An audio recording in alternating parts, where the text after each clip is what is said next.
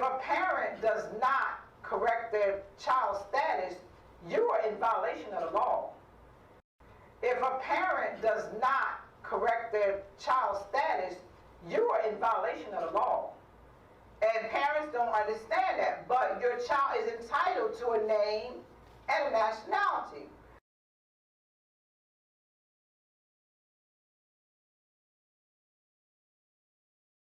So when I talk to parents, I ask them, what is your child's nationality? They face freeze. Because nationality is a new word to us, but not to other nations.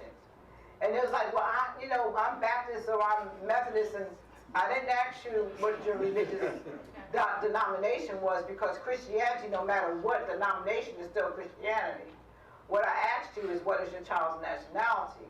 And children are very important to me because those are the ones that hold the key to our future. And so when I was in New Jersey, and this was back in the 1970s, what I did was, me personally, I went around with a pad, at that time the yellow legal pads, and I went around and I knocked on the doors to parents, and I wanted them to know, did you want the Negro, Black, or whatever they had on the record of your child removed? Because I would show them the Declaration of the Rights of the Child, and I would give it to them. And a lot of parents participated in that in New Jersey, so I was very popular for that in New Jersey. And so when I went in front of the school board and to the schools, the children's declarations were changed. They were Asiatics, and they were not known as Negro, Black, and Colored. And so it was really good for me that I did that back then in the 70s, because it made a lot of people conscious of that. But when I first came to them, they'd be like, what? They didn't know what their child, well, their child is what I am, but I don't know who I am. And so we have a problem with self-identification. Each and every individual on earth has a nationality. And in the Declaration of the Rights of a Child, it states in Principle 3 that everyone is entitled to a name and a nationality.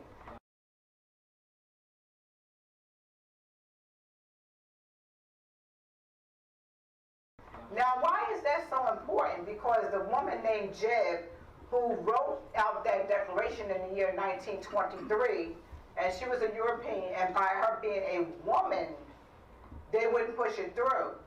She finally got it pushed through in 1924, and you can do your research on that. And when she did it, she was mainly talking about the children over in the eastern parts of Africa and Haiti and things like that. When children were coming over here, they were taking away the birthright of the child. And the child had to have something before they came here to the uniting of the States of America. And so she wanted to do something about that. So she did, and they let it linger.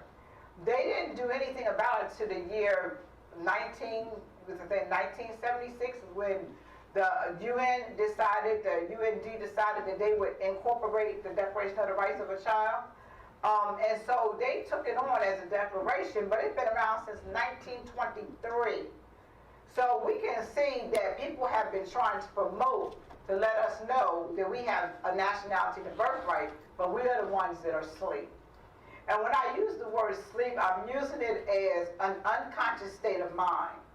And so that's why when we talk to people and I correct them, I say I'm not sleeping, I'm resting, because you have to understand words have power and meaning. And one thing the prophet asks us to do is, when you woke up, whatever you do, do not go back to sleep.